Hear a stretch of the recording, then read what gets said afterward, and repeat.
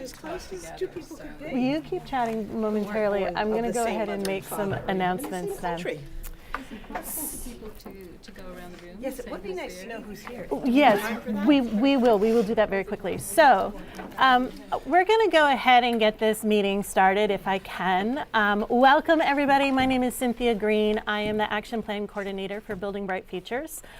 This is my 4th day on the job. However, I've been with the Child Development Division for 2 years and also working on systems level work. So I have been part of this committee for a number of years now. So a couple of housekeeping details. Because this is a hot topic and it's an open forum, we want people to participate. We have quite a number of people on the phone today. I have had to mute people on the phone to keep the background noise to a minimum. My apologies to you folks.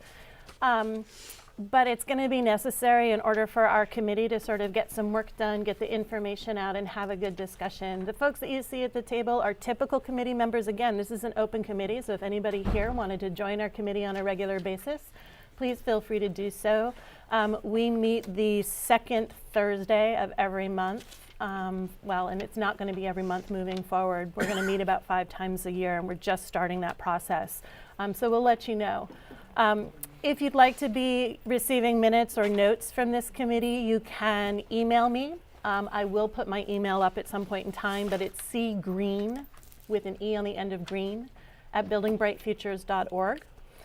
You can also probably find these minutes shortly on the BBF website. They'll be going up once they're approved and everything.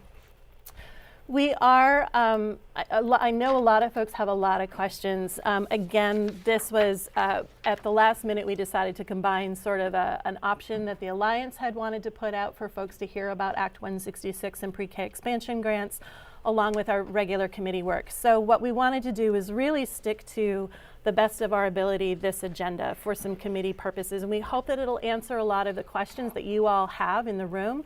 If not, again, please feel free to email me your questions. We are going to ask that we stick to this agenda and these questions pretty closely.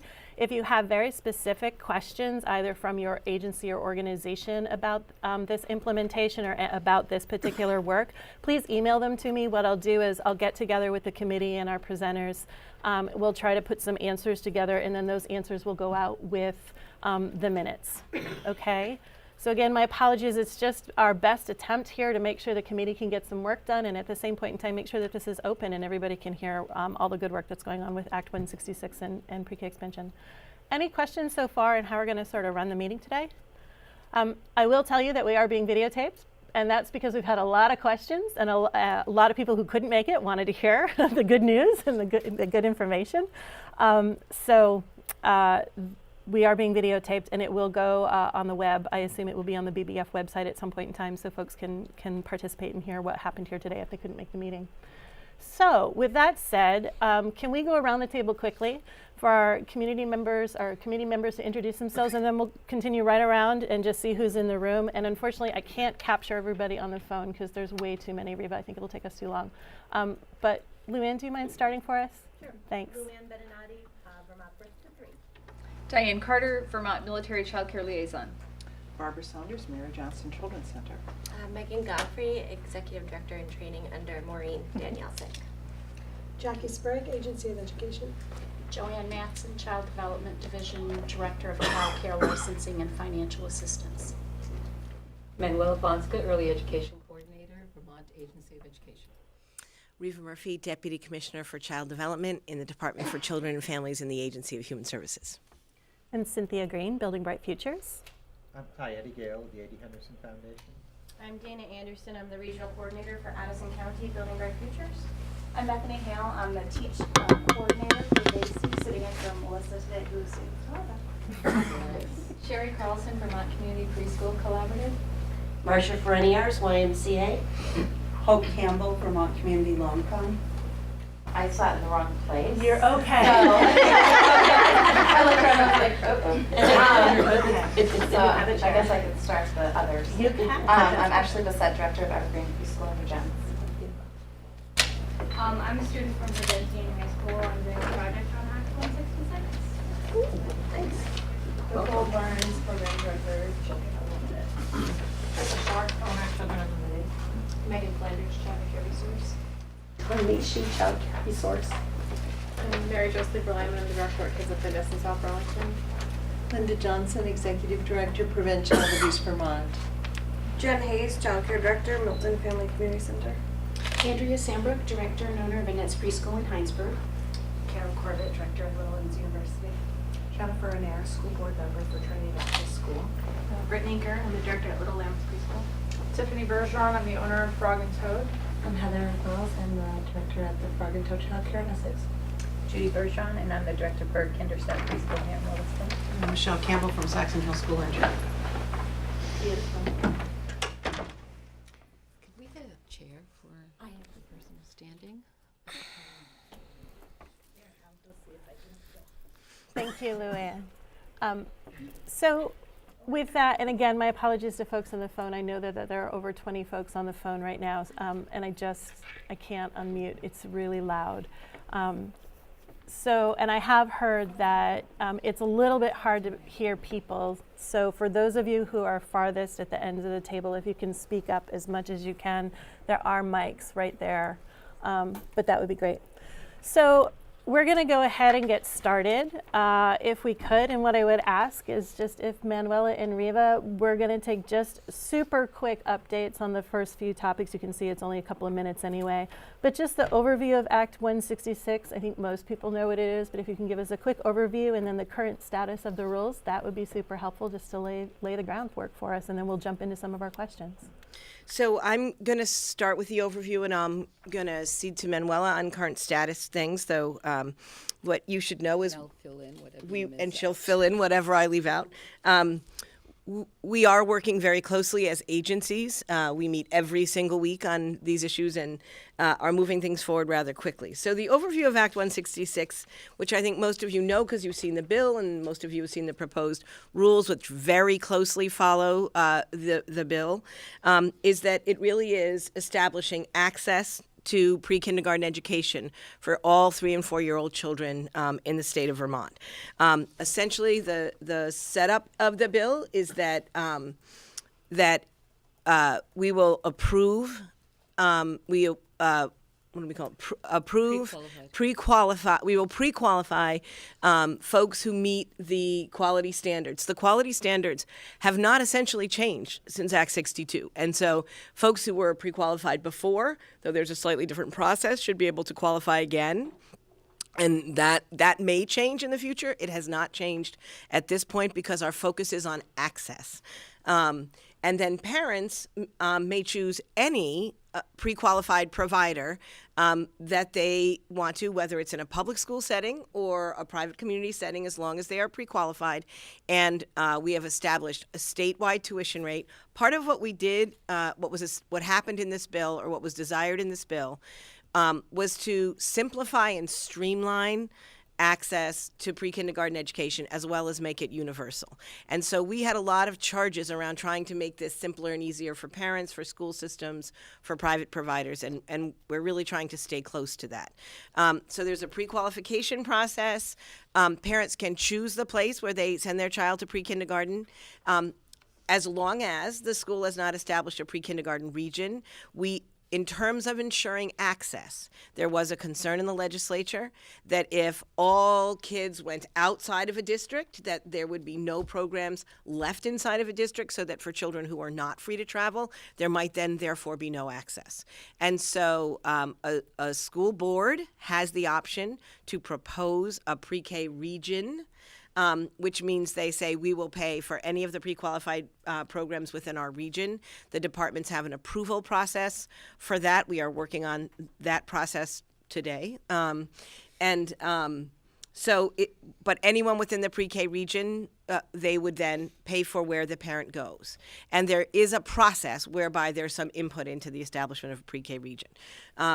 And then the parent has to enroll in their school system this is now the big aha for us in writing the rules was really, this is an entitlement for 3- and 4-year-old children. So now, just like any K-12 child or any K child particularly, kids don't have to go to school, but if they want to and they can find a school, they can.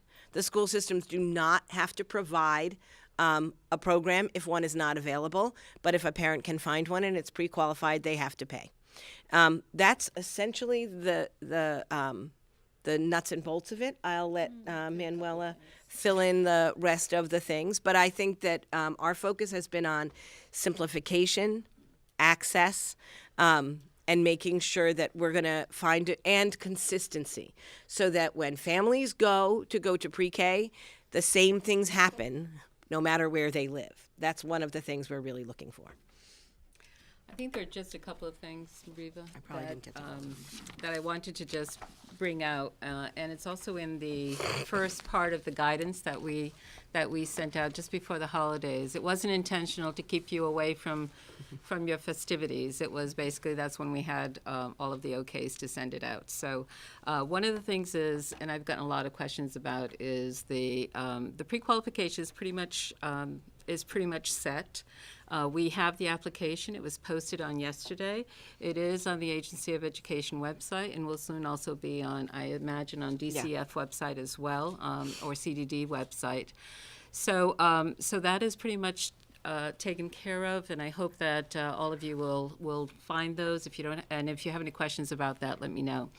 The other part that I've been getting a lot of questions about is in terms of our interim guidance. Now, we call it interim guidance because it's based on rules that we have drafted. The rulemaking process in Vermont is very lengthy. Especially if it's state Board of Education rules. And these are State Board of Education rules. So the first thing is the draft has to go to the State Board of Education for a vote to initiate the rulemaking process. We have completed that.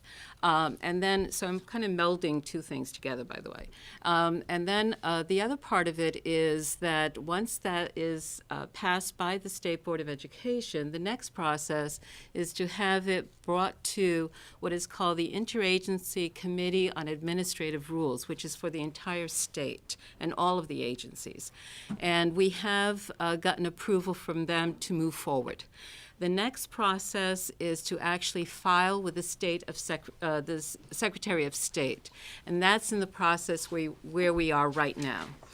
Then the Secretary of State will go ahead and require that it be advertised in public media, in newspapers, etc., and then it opens the public comment period. And the public comment period, typically we have anywhere from 4 to 6 weeks for public comment.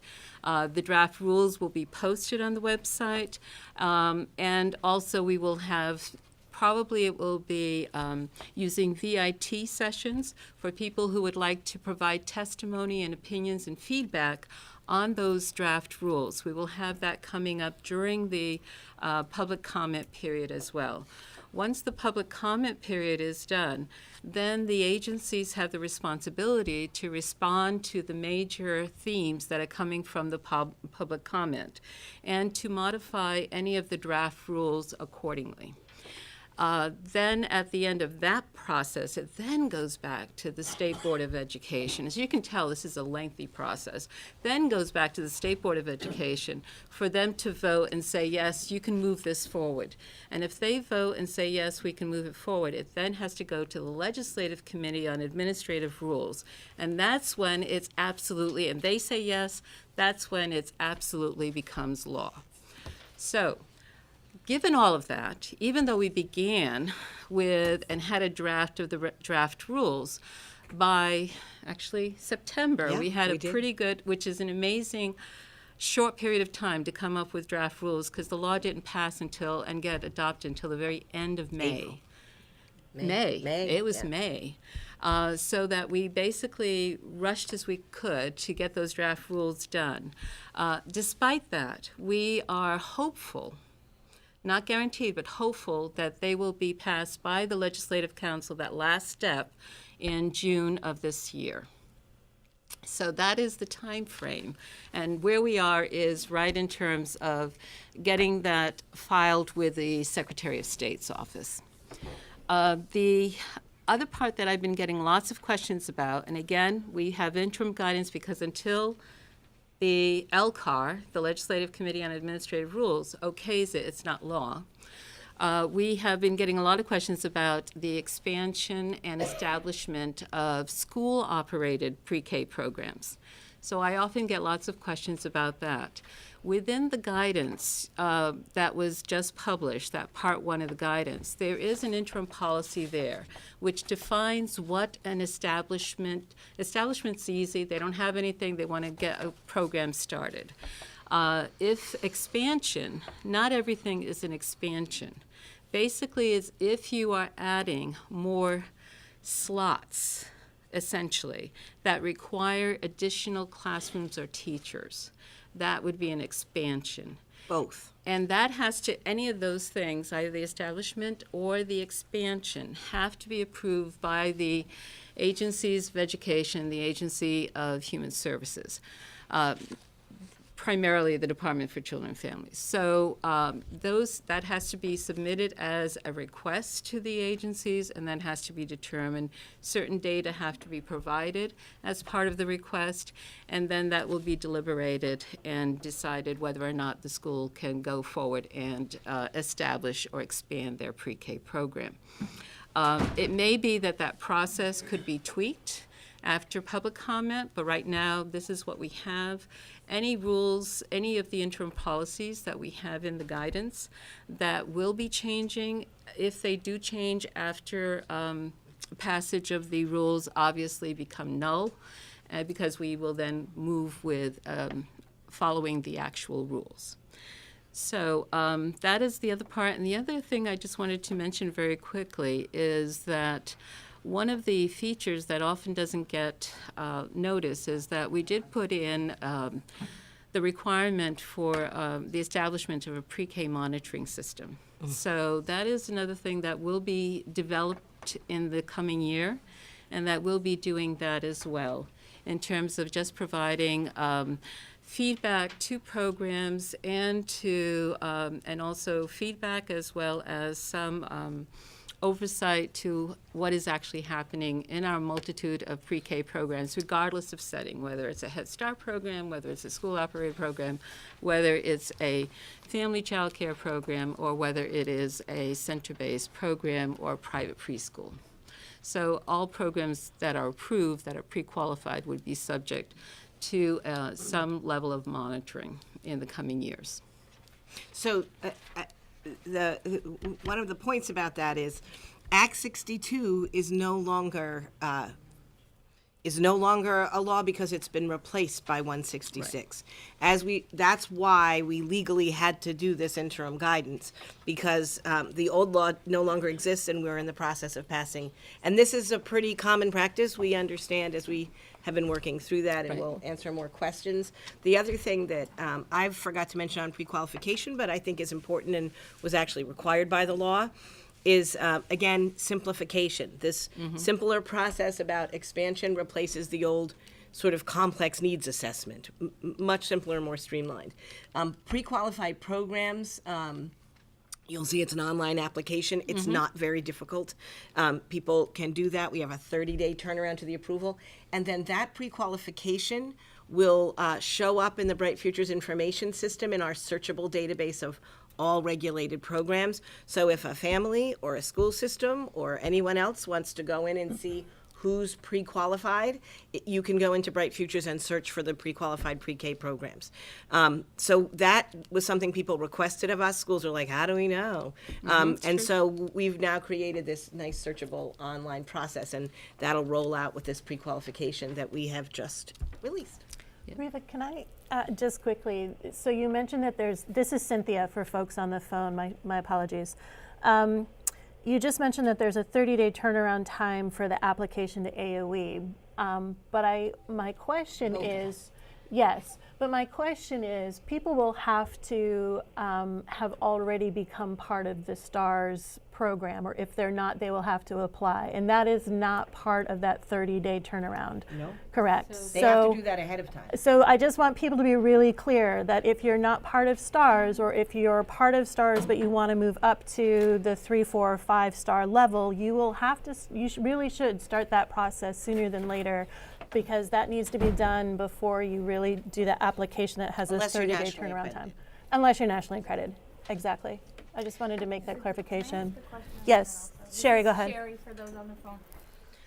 because you said triggered what I'm thinking, is there a window at which time the pre-qualification for an upcoming school year closes?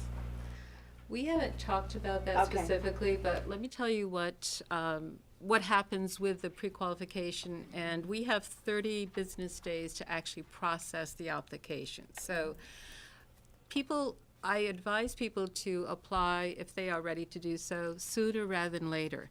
The reason being that for this first year, everyone who wants to be able to provide, including school-based programs, Head Start programs, community-based programs, etc., they all need to apply to become pre-qualified.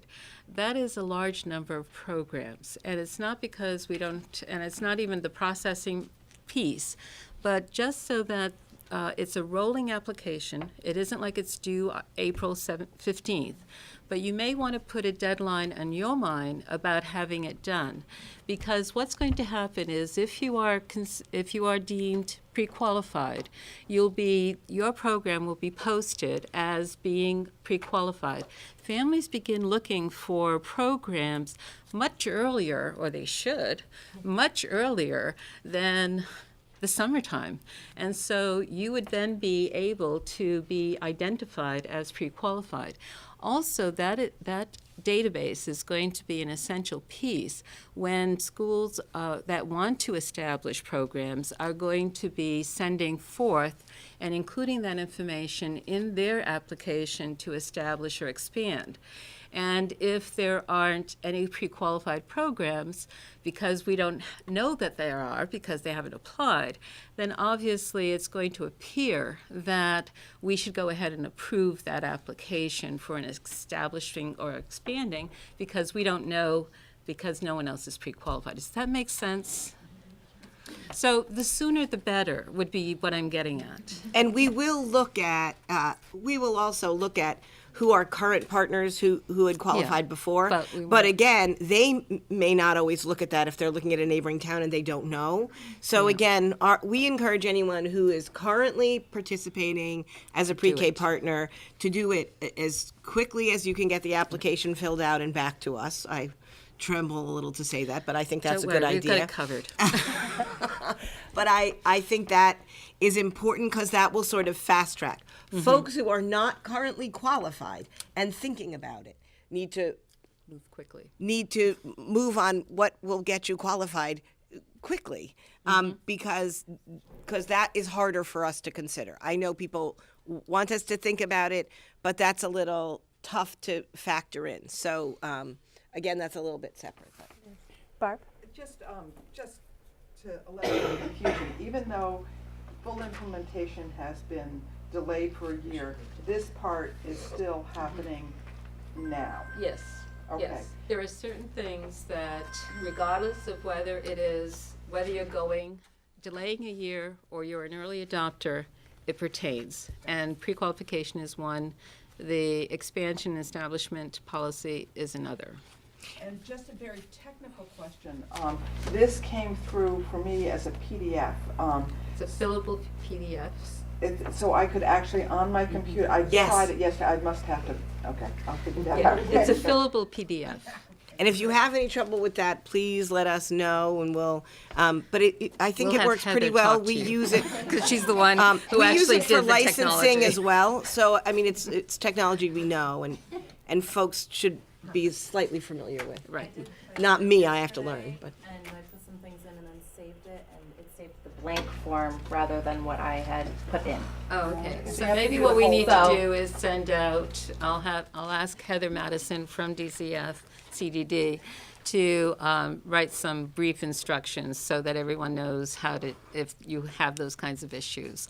I didn't try it out, to be honest with you, so I can't tell you what you might have done incorrectly. We'll send some. That's good feedback for us, and we'll send some instructions out. Right. With that. So this is Hope. I just want to confirm schools now have to get approval for expansion. They've always had to have approval for expansion, but the way they did it was through a community needs assessment. And in some cases, that was a very time-intensive and costly venture. And so what we have done in order to streamline for everyone is we have put together we will be putting together an application that they will complete in order to request that. And they do have to get feedback. Part of the application will require that they do have to get feedback and identify those programs that are pre-qualified within their within their community as well as bordering communities. Sure.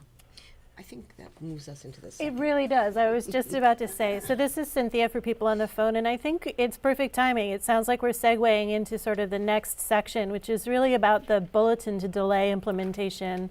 And the committee had drafted some questions that we have around that process and around what that may look like. So do you ladies want to go ahead and just start to respond? And So folks, if you have not seen the bulletin, it's on the AOE website under memorandums from Secretary Holcomb. I found it there this morning. Oh, Quite you can easy to just go find. to early education. Or you can go to early education. And go to publicly funded pre-K, the pre-K page, and it will have all of these things, including the application for pre-qualification, the link for applying for the Teaching Strategies Gold licenses under our umbrella agreement, our state umbrella agreement, as well as so it's the bulletin, also copies of the draft rules as well, so that you can see all of these things on that one page. There are links to all of the information. Just finished getting that together this week, actually. Timely. So first, just to let you know why there was a bulletin to delay implementation. So Secretary Holcomb and also Secretary Chen from the Agency of Human Services, we were getting a lot of concerns around being able to move forward with a mandate for access to universal pre-K in such a short period of time. Because as you probably know, school districts need to plan their budget virtually a whole year ahead. So they began their budget that they're going to be presenting at town meeting day this spring. They began working on that over the summer and into the fall. And because full implementation, 3, 4s, and 5-year-olds not attending kindergarten is going to be an increase in virtually every single community. They did not have enough time to actually budget for the take-up in terms of increased numbers. There is some opportunity for them to project numbers, but they still have to have the money in their budget in order to pay. And on top of that, also the state tuition rate, which would now become a requirement as opposed to a negotiated payment with individual providers. They too, for most of our districts, that will probably be an increase over what they have been doing previously. So that for that money reason, that was one of the reasons, and a very important reason. The other reason is that, as I mentioned, that for example the pre-qualification as well as the expansion and establishment are all interim policies because we don't have the rules in place. We wanted to make sure that we required a mandate when we actually had rules adopted. And as I mentioned earlier, we don't see the adoption of those rules any sooner than June.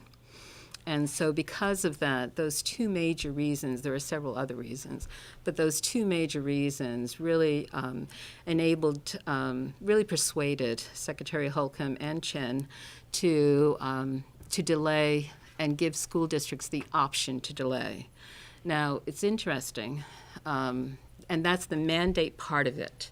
Not all parts of Act 166, like, for example, the pre-qualification, that's in place now. The expansion, that's in place now. The tuition is not in place. The requirement that you serve 3, 4s, and 5s are not in place, and that you serve all of them are not in place. But those other pieces will be in place. Those other pieces are in place starting regardless of whether you decide to move forward or not.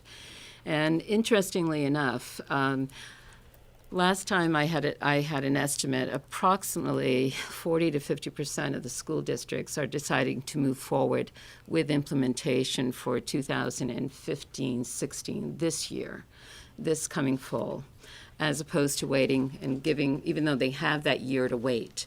But it is up to the school district and the school board specifically of the town to decide whether to move forward with implementation and be an early adopter or whether to delay for a year.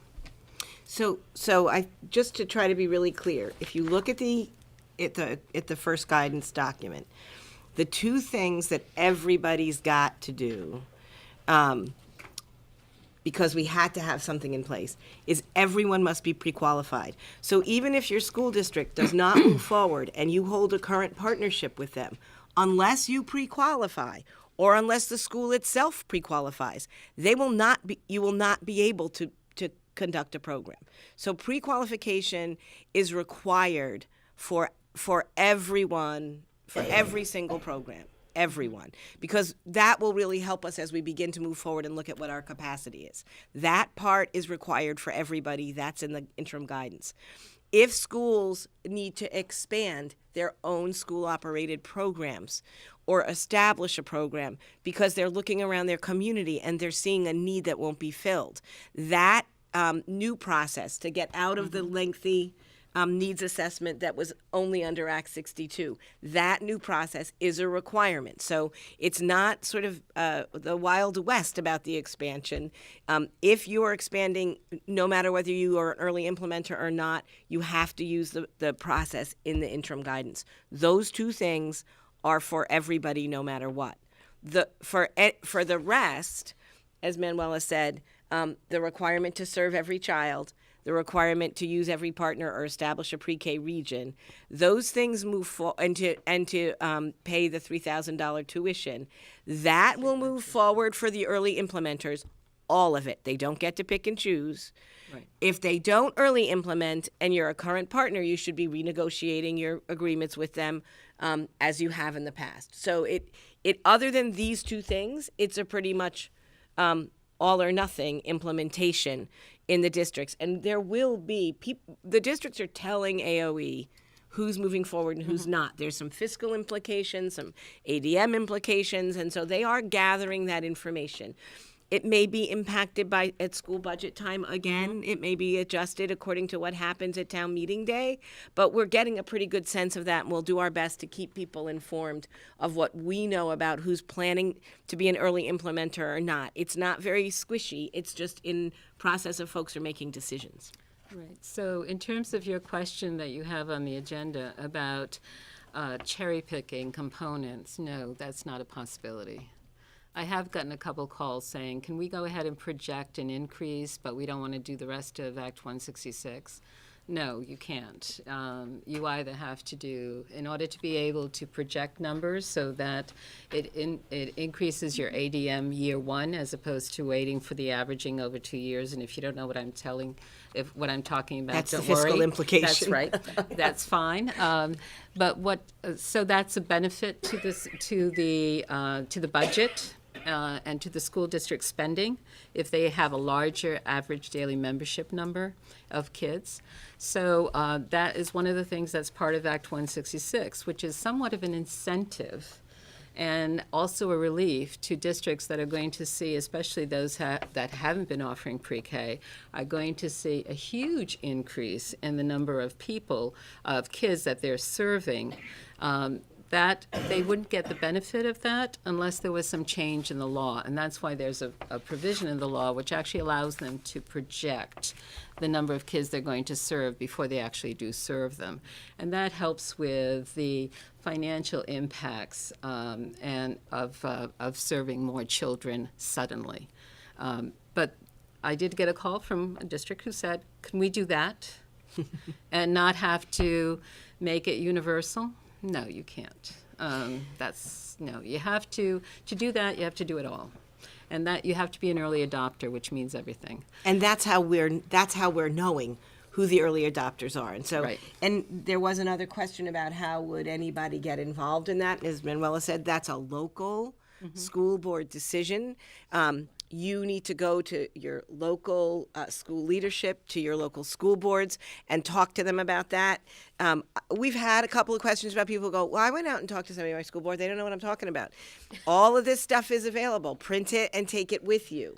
And because this is the interim guidance that people are using, you know, the memo, the interim guidance, the proposed rules, there's tools there for you to take if you want to become involved at that level. And that's where you need to do that, because we're looking at that so that we have information and so that we can proceed. But those are not decisions that are made at a state level. They're really local decisions. Right.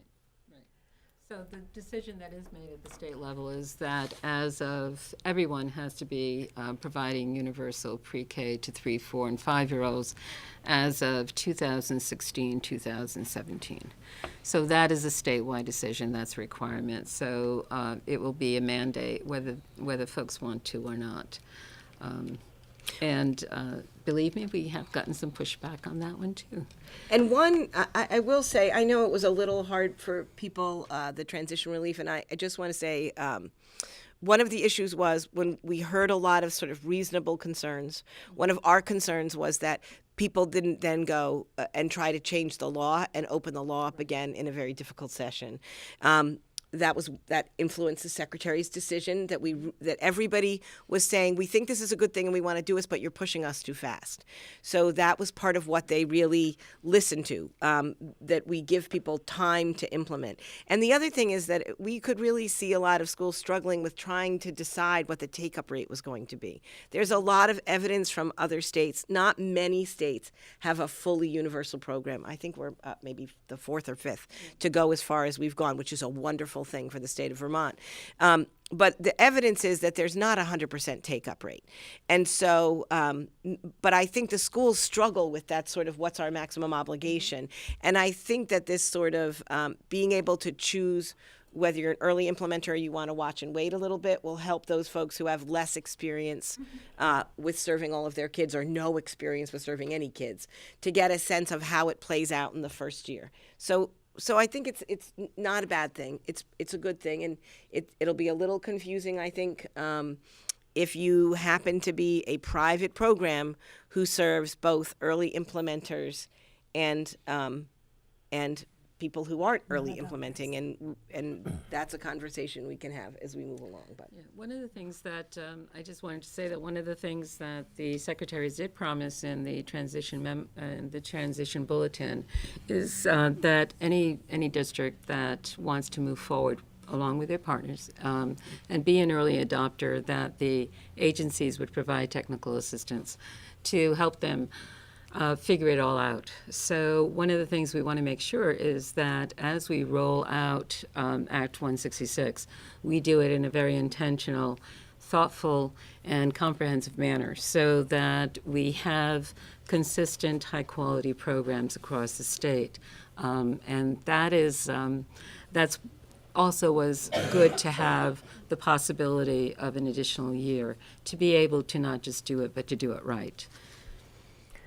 So this is Cynthia. Manuel, I just have a quick question too. You said about 30 to 40% of the districts are that we've heard back from. That you've heard back from are going to be early implementers. Do you have an approximate time frame, and I might have just missed it, when you'll know, when you'll have that list of who the early adopters might be? Probably after school budgets are voted on. Okay, so it could be I don't think they early can March, confirm early until they mid-March. get there, until town meeting day. Okay. And one of the things is that if you do want to have conversations with your local school board around this issue, the best time is going to be, it may not be an agenda item that says pre-K or Act 166, but it has to be part and parcel of discussions around budget. Yeah. Because it does have financial costs to communities. And town meeting day may be a good day for advocacy. Barbara? Just going to the budget component of this, I am assuming that the $3,000 is not part of the early rollout of the package. It is for the early implementers. For the early implementers. For those who are not, we will continue to negotiate the price. And just to follow up on that, the $3,000, what is the, is that going to be reviewed at regular intervals on what that number is, and what's that process? Well, I mean, in the rules, in the draft rules, it gives you that amount, which again, we have to have public comment about, so that may change. But within that is built in an annual increase. And of course, we'd be reviewing again, but we built in the annual increase that was built into some of the other education funding. So, I don't know if we have this up yet, but we used a pretty robust process to arrive at that figure. We didn't pluck it out of the air. We used 4 different methods, and they really converged around the number, thank God. And so that we wrote that up, and that's on the website too, Manuel said. So if you want to take a look at it, you could know where that is. We can continue that conversation, as we move along, but it's there. I anticipate that we will have lots of public comment around the statewide tuition, both the amount as well as the process. But that's what the public comment period is for.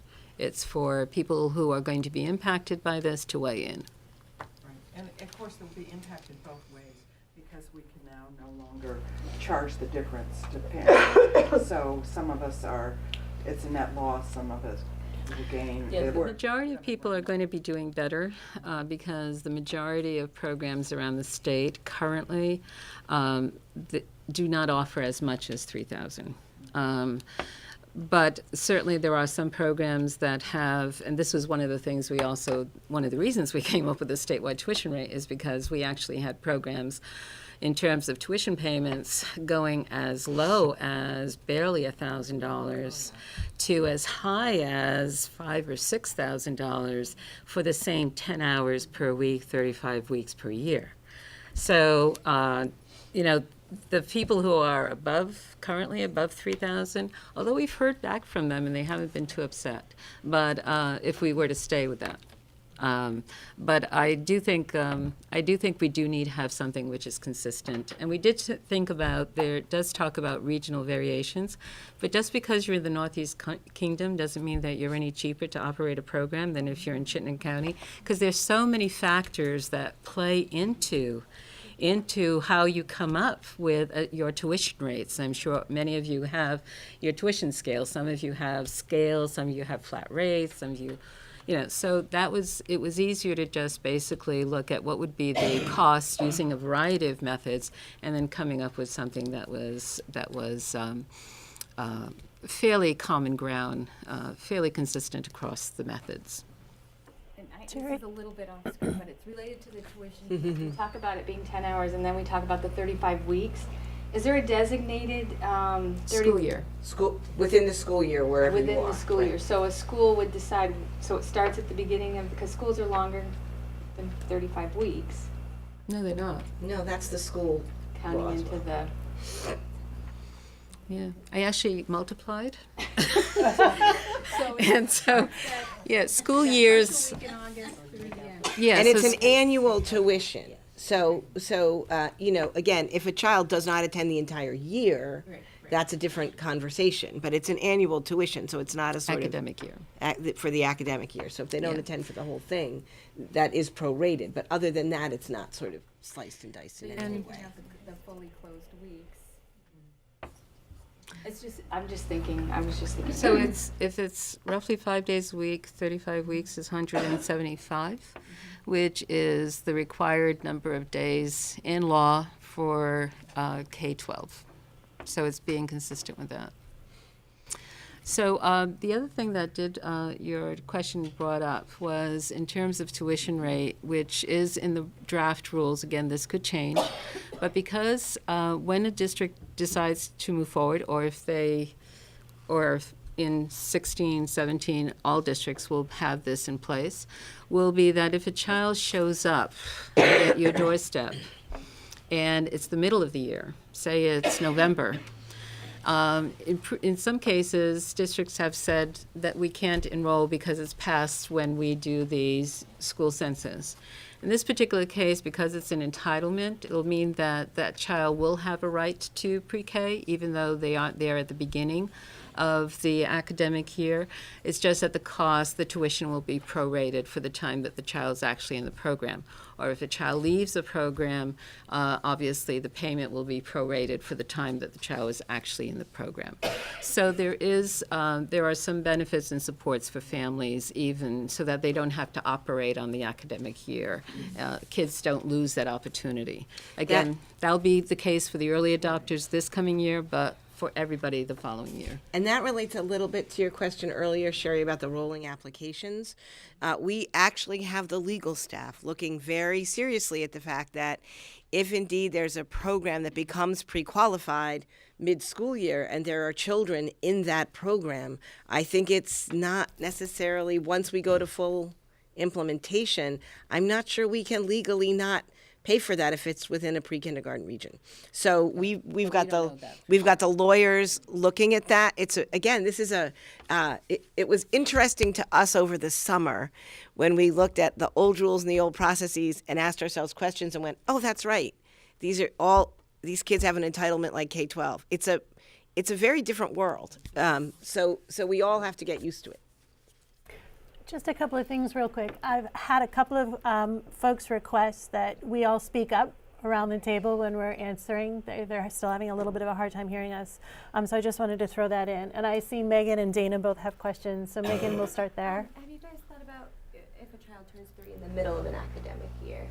No, it has to be, and that is dealt with in the rules. So Okay. it is for children who are 3, consistent with the town's kindergarten date for entry. So some kids will miss out because they're September 5th and the date is September 1st. So every child, however, will have an opportunity for 2 full years. That was my question. Okay. Any other questions? How does that work if, you have a summer birthday, and so they make it, and they do the 2 years, and the parent decides to keep them an additional year? They can go ahead and continue. The law does state 3, 4, and 5-year-olds not attending kindergarten. So as long as the child is not attending kindergarten, they would continue to have a right to pre-K. I strongly suggest that that not be a recommendation because 99% of the time it's not appropriate. But in those 1% of the time, that might be the case. And then the child could have a 3rd year. And they can't do both. They cannot can't do go to both. a kindergarten program and then do a half-day Right. preschool with the rest of the time. Like that, it's one or the other. Yeah, so not attending kindergarten. So those 5-year-olds not attending kindergarten. Has there been any movement on the reimbursement rates for the timing of the reimbursement or the tuition payment schedule? That's a great question. It's not included in Act 166. And it's also, because it wasn't included in Act 166, we did not jump and put it in the rules because we want to stay really tight to the Act. What I think that we will do, what it talks about a schedule that does not impede families' participation. That's very broad.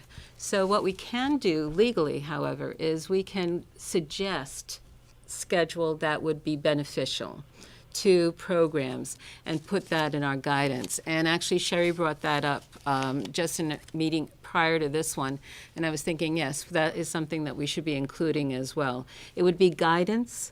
It wouldn't be mandate. It wouldn't be a policy that is required, but it would be good guidance as to what is the best practice or the best practice to use in this particular case. And we'll probably, as we develop that, want some input from folks about I guess I that thought I guidance. read, and it could be in the bulletin versus the guidance, that it said not less than 2 payments per year and not to the financial detriment of the program. Yes, Is that correct? that's very broad. Yeah. So, yeah. And Right, so that is in the law and in the proposed rule.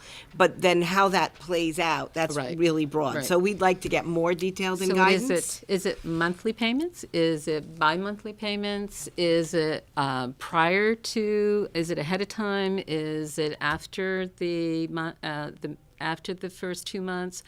All of those things. So we'll have some conversations, obviously, with folks who are currently doing this and to make sure that what is recommended is something that is well thought out, well researched, and that is going to be viable for everybody. Great. And the other reason for putting it in guidance is if we want to adjust it over time, guidance is quite easy to change. Whereas if we put it something very strictly in the rule, we'd have to go through this whole process again to make any changes in it. Right. Yeah. I'm going to go ahead and take one more question. I think you're okay.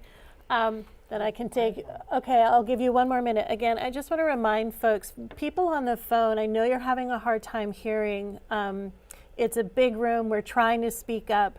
I'm just going to remind folks that we are taping this, so you will have an opportunity to listen to this again, and we will try to make sure that when we do the minutes, we're recording the questions that are coming out of this. So you'll have a better opportunity to hear the question and hear the answers. So bear with us. Sorry, I know it's challenging. Last question, please. It was my understanding that Vermont received some federal funding for pre-K initiative. Is that true? Yep. It is true, and we're going to get to that. You are going to It's get on to the that. Is that agenda. on the You're just agenda? jumping No, to that. Oh, good. could All I right, just perfect. say that does not pay for Act 166. Right. It is not No. the same at all. It's completely different, and it's separate. And so I think people, one of the things Manuel and I are going to say today is, please don't convolute these two things. It will be very, very confusing if people do. Yeah. We do know that there's a lot of overlap. However, try to think of them, in this particular case, box them out. So here's Act 166, and here is the preschool expansion grant. And we'll talk a little bit about that opportunity, but it's really, really important because many legislators believe that the pre-K expansion grant is going to pay for Act 166. It is not. It's one of the reasons we got it was because of Act 166, and they expect us to pay our share. So, and we'll get to that a little bit more, I promise. So it sounds like the bulletin for delay, we understand what this is about now. We have answered, I feel like, our questions very well, so thank you very much, ladies.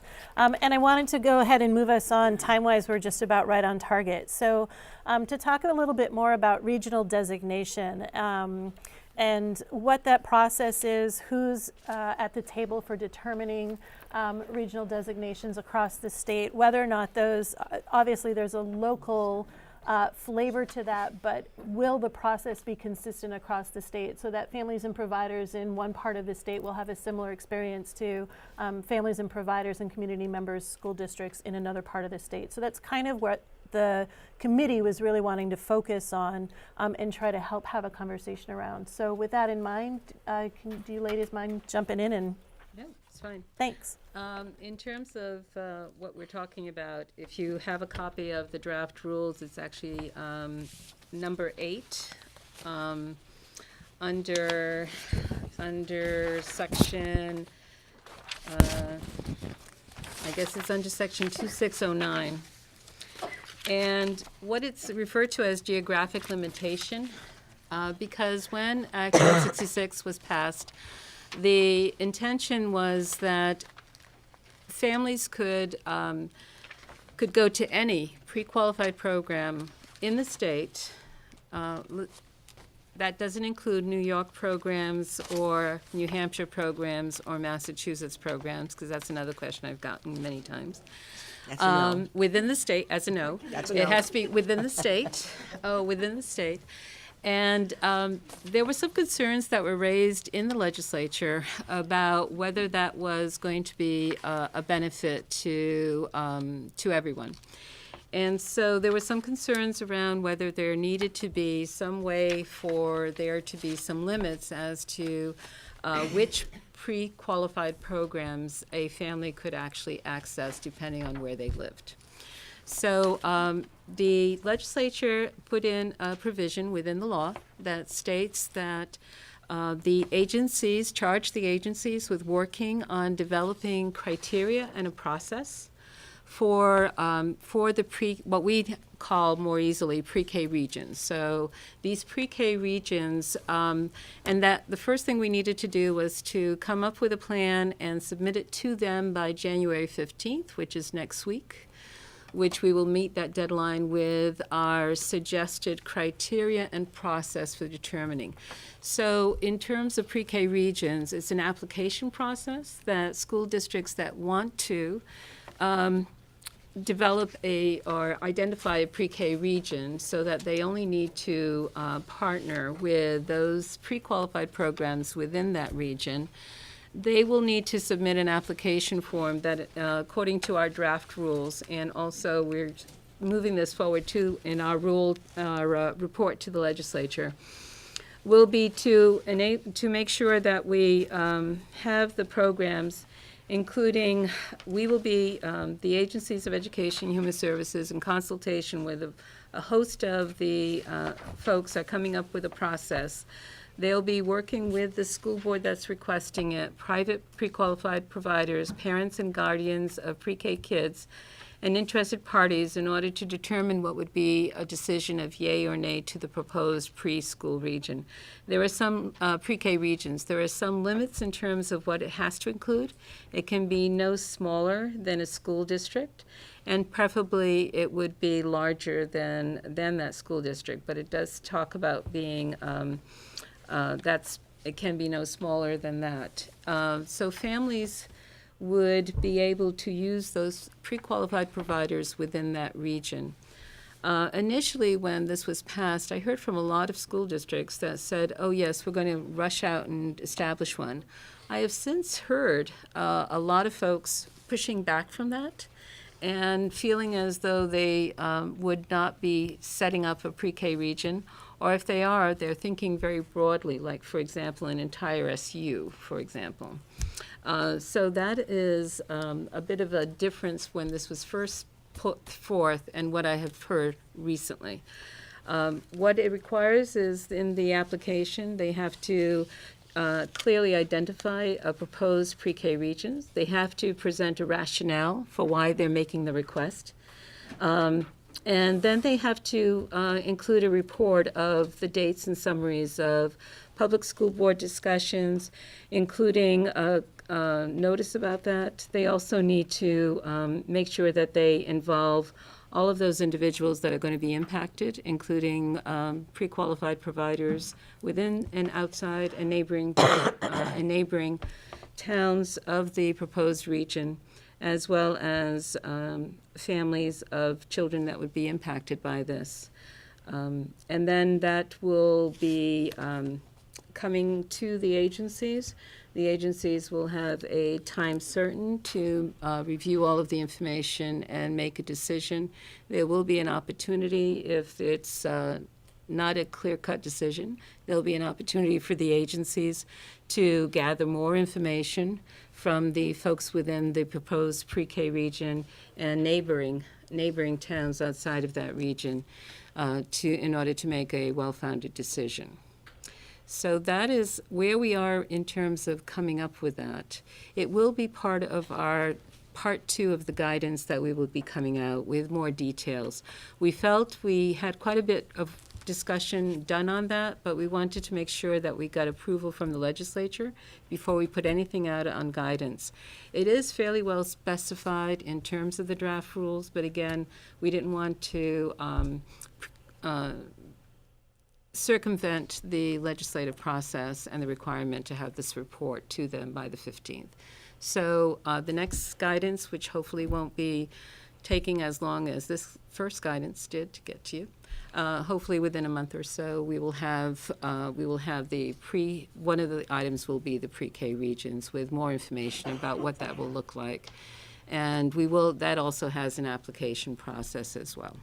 So just to let you know, the legislation actually required participation of a number of stakeholders in this process. So what we're working with is Allie Richards convened a meeting. We've met 2 or 3 times with a variety of stakeholders to talk about this criteria.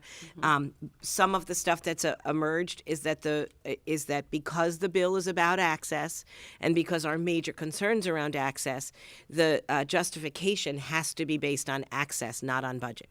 And so that has been that's sort of a driving background to that, which I think is an important thing to say. And it also speaks again to the reason why the delay in implementation sort of mattered when we were starting to talk about this and everybody was making decisions and we still hadn't even gotten approval from the legislature on the criteria on the regions, which they required in the bill. It just wasn't making as much sense. Though, as Manuela said, I think there was a lot of early interest in regions for a lot of reasons. Budget concerns, special education concerns. Special education directors are very concerned about trying to serve kids, and we all know that there's a lot of tension around that. We are really hoping as agencies that this gives us an opportunity to talk about the current challenges we have with serving kids in community settings, and as well as any new challenges that come up. And so we think this is an opportunity to address those issues, not necessarily a time that's going to exacerbate that. So a lot of that was happening, but a lot, it depends on the behavior of Vermont families. And I remember this conversation in the legislature. I heard the legislators who were concerned, and honestly, a couple of them were really concerned about their local private providers saying, well, hey, if all the people in our town go running up to where they work, our little local preschool that's private is going to close down because they can't. I mean, it wasn't just public schools. This was really a concern about private providers as well. And it really became a question about it impacted the access issue. So that was the driving reason around. If you have parents in a town who can't leave it and there's nothing in that town, they don't have access. So that was really the driving force, and it will be partly how we make these decisions as we move forward. I frankly, many of you guys know way better than me because I'm still a newbie after 6 years, probably after 6 generations I'm a newbie, I think. But I don't think there's going to be a big flight of Vermont families from their local communities. I just don't think that's how Vermonters behave. So I think that, again, the delayed implementation will help us to look at that and understand that most parents are making the choices that they make now based on a lot of personal priorities and preferences. And I think they're going to continue to make those same decisions. This will just hopefully make life easier for them. So it'll be interesting watching how the implementation plays out. But as Manuela said, hopefully this will, again, do what we intended it to do and just shore up the access issue and become a sort of something we work on together, wanting to ensure access. Maureen? Will there be an appeal process in that? Yes. For parents that, because in Chittenden County, we have so many other districts. There's an exception process, actually, where even if, the other thing I was going to mention is it's the school board that has to make the application, which is interesting all by itself. And so there has to be some public process at school board meetings to have this conversation. But then if a parent, there is a process whereby a parent who says, look, for me, this is just impossible. That there's not hours I can do here. So that there is an opportunity for them to get exceptions. Not even an appeal, just an exception. To the school board for an exception. And there is an appeal process for everything. Or group, I forget what we there call is. it. Is it an appeal process? It's or an administrative it has a different name. action or An something of that administrative nature. something. Yeah, It's got a legal name that I don't think is appeal. It's in there. It's in the law. Yeah, it's in the law and it's in the rule, so it can't go away. Administrative complaint procedures. That's it. Thank you. So I knew it we is didn't use any going words that were to. familiar to me. So there are a lot of things that, and this is just part of how we operate. People do have rights to say that I felt I was slighted by this, or that the rule wasn't followed appropriately, or things of that nature. So there is, but prior to that, before we get there, there is opportunity, and actually needs to be opportunity for folks to weigh in before a school board can apply for the pre-K region. So there needs to be that conversation again. And even in the administrative complaint process, one of the things I kind of like is that it doesn't have to come up to us. If a parent can go to their school board, can go to their school district and say, can you give me an exception to this because this is my particular hardship, and they can grant it to them before they even pick up the phone and call us, which we think is a more reasonable process for families and schools who everybody's trying to do the right thing here. There's a lot of philosophic agreement on this as a good thing. It's just the devil's in the details a lot of the times. Sure. You just clarified it for me. So they first would go to the school board, and if they felt they weren't treated in spirit of the law, they can then appeal to the And agency. that's actually in the law and in the rules, that they can ask for an exception even before they get to the appeal process. The bottom line, Manuela, you're saying not many districts look like they're doing these regional. Well, it varies, and I don't hear from everybody. I mean, we have 62 districts, 62 supervisory unions and supervisory boards? districts. And then if you bring it down to the school districts, so like, Burlington is its own school district, but Middlebury is within the SU. So if I think in school boards, what do we have? Is it 250?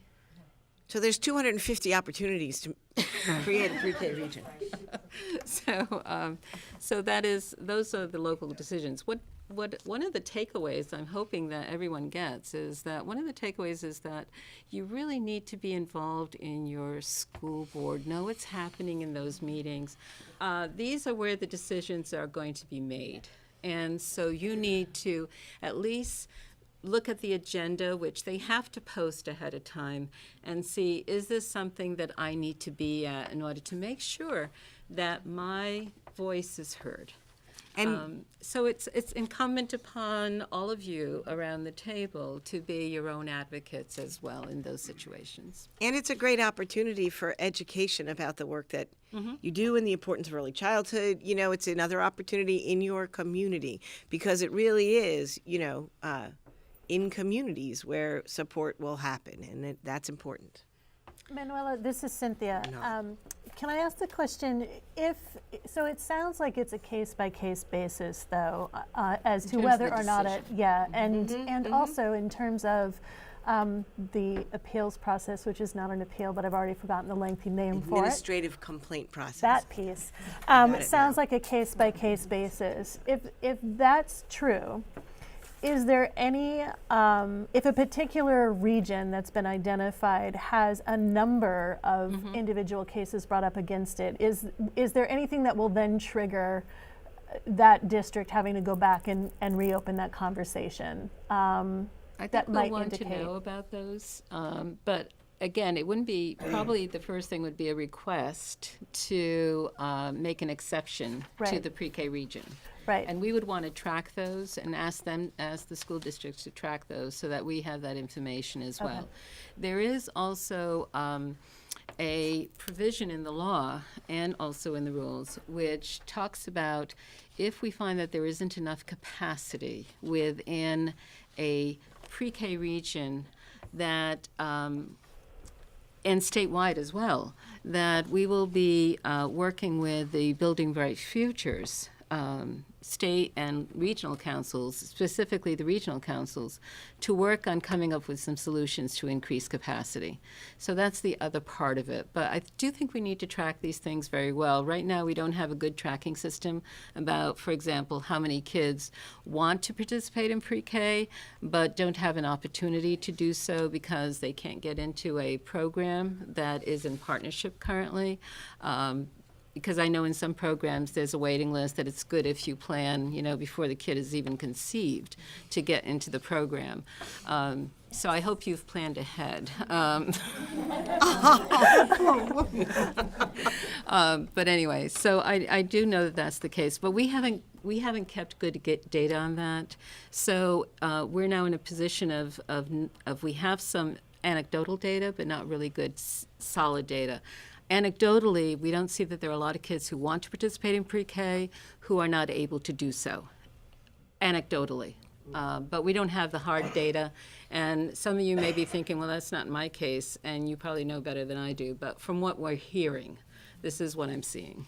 And so that's, again, part of the sort of game-changing impact of this law is that the process is that a family has to enroll their child in the public school system just like they do when they're in kindergarten or first grade. Now we know this kid. If they've already chosen a pre-qualified provider, that information could come, or maybe they just enroll looking for a program, then they can go search for programs if they want a private program or see what's available. We will now know the number of kids who have enrolled in their public school and don't have a place to go. We will have some data about this. So it's really, and the schools will know that, and so that it will be, much clearer if that is happening. And then it's on all of us.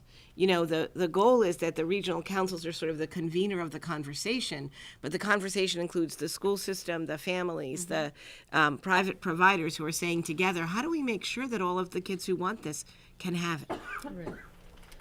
And we do anticipate that eventually we will see quite an increase because we do know that there are many school districts currently that only serve children the year prior to kindergarten.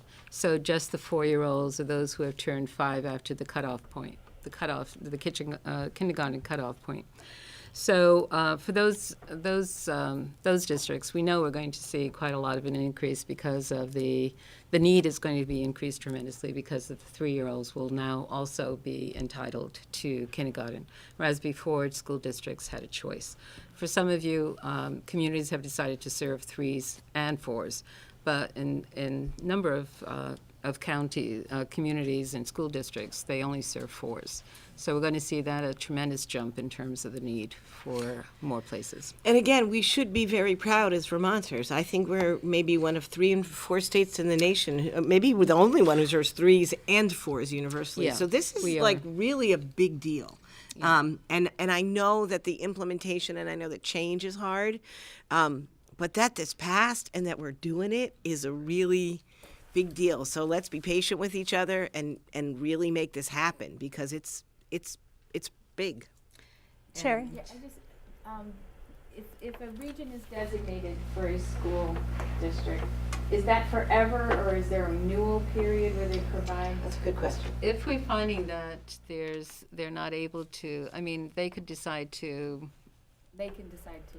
Yeah, and if we're finding that there are a lot of people that are not getting what they need, that there isn't the capacity or there isn't enough choice, then we could also intervene as well and have a I think it'll reopen probably be somewhat of a discussions. negotiation. Yeah. So I'm looking at your questions under the 11 o'clock, and I have no idea what time it is, by the way. We're on target. Oh, okay. I'm We're looking at those 11:15. questions, and I think that we've answered them. I do think that it's the process. We're still finalizing that because we do need to ask, basically, run it by the House and Senate Ed committees and get their approval before we can put that more in stone. And then also, so we can tell you what we have in draft rules. You can read that yourself. It will be in guidance after the 15th when we have that much more settled. Probably a little, like we have to submit a report the 15th. I shouldn't say this on tape. When they read the report, they get it the 15th and they read it, and then they call us and say, "Come talk to us." We don't know when they're going to say, "Come talk to us." So we may, I don't know, Allie may, advocate for them to do that sooner or later, so that we feel we have a response and a blessing from the committees. But don't forget, some of the committees are newly formed. There's new leadership in the Senate Ed Committee. They got a lot of stuff on their plate right now, but we're going to try to make sure that we get a blessing for them on the report. It will not happen the 15th. It will happen when they get to it, which hopefully will be soon. We'll draft guidance. This is what happens. We'll draft guidance based on that, change it if we have to, and get it to you as soon as we're sure it's confirmed. And that'll be sort of the next set of interim guidance and another set of FAQs. And so we do encourage people that as there are questions, we try to record everything. Manuel gets tons of stuff. We try to keep a record of it. We draft the answers together, and there will be new iterations of frequently asked questions that we'll just keep adding to what we have. It was set up with intention that we've got FAQs 1, there'll be a new date in FAQs 2, where there's the new questions that sometimes it's that we need legal opinions on it, sometimes it's that we don't know yet, sometimes it's that we have to talk to a lot of people about it before we answer, but then we'll keep just rolling the answers out so that everybody gets the answers that are the same at the same time. In terms of the second question, which is how can folks get involved in the discussion of regional determinations, as I said, that needs to start off at your school board. So that's the first part before the application gets completed. And then also afterwards, if there are questions or concerns, as it's being deliberated by the agencies, that's also another part to get involved. And if we will be open to hearing from everyone. How to ensure transparent discourse? Well, as I said, basically the information, there has to be a public meeting to talk about this. You need to make sure that you know when that public meeting is happening, if it is happening. As I said, not all school districts are thinking about doing this. So you need to be there in order to do it, but it's required that it be an open discussion. So pay attention. Maureen? This is related. Will the EEI grants still be available? It's a hard one to answer. We had to cut essentially 10% from our budget and our general funds budget. And so we're not sure that we can maintain the money for the EEI grants. It really will depend in terms of what the governor's office, the administration, has about this budget cut. Just hearing VPR this morning, it doesn't look like anything's getting any better with the general fund, so I wouldn't be very optimistic. It's a hard year. Any other questions about this part? All right. You guys are making this job easy today. Then we'll move into the next section, which does get into the pre-K expansion grant. As both Manuela and Riva said, these are two very separate initiatives and entities to be talking about and not to be misconstrued with one another. And yet, certainly they intersect. And I already have a question from the phone audience about this a little bit. But I thought we would start off with sort of the initial overview of the pre-K expansion grant and sort of give us the general overview of how you think this might intersect with Act 166 implementation, and then we'll go from there. We're in uncharted territory So here. I'll start a little bit, and then I'm sure Manuela will have more to add to that. Here's how I view this. I think that Act 166 implementation certainly impacts our pre-K expansion grant. Pre-K expansion grant really should not impact Act 166 implementation. Act 166 implementation is a state law, and we will be implementing it as we have been directed to do by our legislature. So the pre-K expansion grants, I do believe it acted in our favor that we could say in our expansion grant that we had just passed this law and that we were moving to this universality. We had a very high score, and I think that was part of it. What the grant does, it's a highly prescriptive federal grant. So in the grant, they set out a list of quality criteria that the feds have decided they want to try out. It's a 4-year grant. It's actually a 1-year grant with year-to-year renewals for up to 4 years. And so those quality criteria are very interesting. It's how advocates work at the federal level as well. Combination of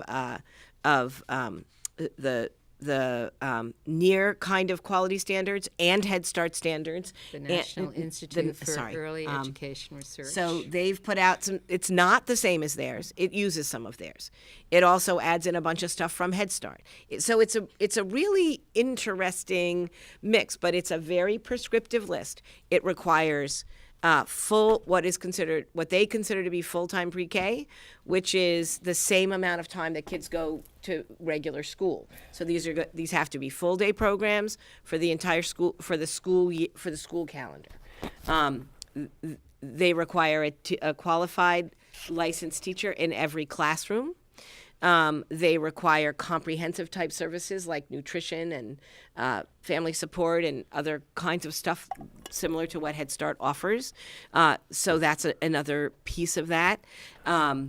They require, what am I missing, Manuel, of the quality standards as I'm rolling down the list? Well, they also require comparable compensation regardless of setting. That's a big one. Compensation to those teachers comparable. How did I forget that one? Because I think it's like such a crazy thing to throw in there. Again, advocacy at a national level. They also require an evidence-based curriculum. Yes. So it's not just whatever. It has to be evidence-based curriculum. Health and safety standards. Now, the good news is that we have really ramped up our health and safety standards in the new licensing regulations. And so a lot of that we've covered because all programs must be regulated, and we have gotten to that place. But so there's this list of those quality criteria that every program must meet. And also, this is limited to 4-year-old children under 200% of poverty. So it's not everybody. So there's a complexity to the combination of the law and the pre-K expansion grant that must be respected. And so what we did in our application is you had to have at least one school district to apply. This is also, I think, helped us a little bit. So, if you're Chicago or So we Los had 28. Angeles, you'd have one. We had 28. That's pretty good, I think. We also had every single, and again, kudos to our Head Start grantees. Every single Head Start grantee in the state stepped up and agreed to partner as well. So I think that all those things strengthened our application very much, and we have a goal that 70% of those 4-year-olds under 200% of poverty will be served in these full-day high-quality programs by the end of our 4-year grant period. That is significant. Some of those are what they call new slots, meaning slots that were not formerly funded publicly by the state or Head Start. Some of them are what they call improved slots. Slots that were funded previously but were less time, less teacher qualifications, less comprehensive, less something.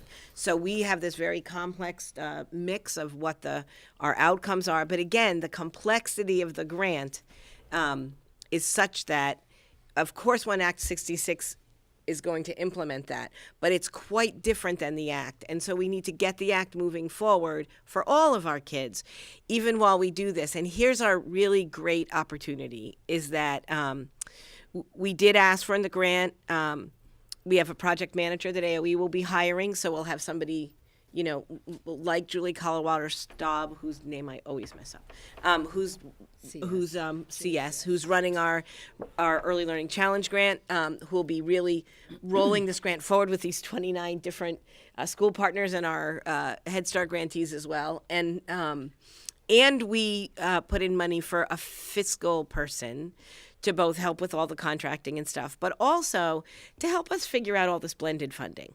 So, you got a lot of funding streams here. You got a federal Head Start funding stream. We have our state education fund.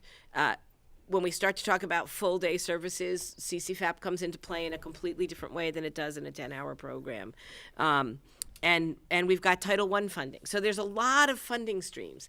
And one of our goals that we expressed was that we really dig into that and understand how we legally blend these to create the services that we want for kids. Whether or not that matches what the feds say in this grant at the end of 4 years, or whether we decide what matters and what we can fund and figure that out. So to me, the pre-K expansion grant is this tremendous opportunity to, while we're rolling out Act 166, figure out where we want to go next, and how we pay for that and how we get there with some resources from outside of our pot. So I think it's a great opportunity, but if we learned nothing from the Early Learning Challenge, we learned that besides the rules process taking a long time in the state of Vermont, we don't get federal funds without the legislature telling us we can.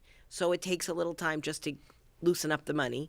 And then it takes a while to ramp things up and get them going. So though we're doing a lot of ramping up, when we have to show services beginning are September of 2015. So we'll be ramping up until that time.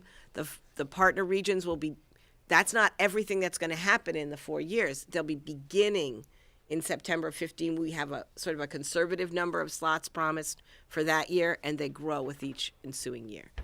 So Manuela, that's all I'll say for now. Okay, so I think that what is really crystal clear is that this is a funding stream, and the funds are only supposed to be spent on children who fit the eligibility, which is, as Reva was saying, that it needed to be children who are at or below 200% poverty and who are 4-year-olds. So just that 1 year. So that is one of the very different ways. Now, for some states, because they actually have state-funded pre-K programs that are just for children who are 200% poverty and so on, and they have separate settings for these children and one funding stream for those children, will have an easier time implementing this. We have a very, as you know, very much more egalitarian approach. Our universal pre-K, it is not income-based. It will be, when it's fully up, it will be for everyone, regardless of income.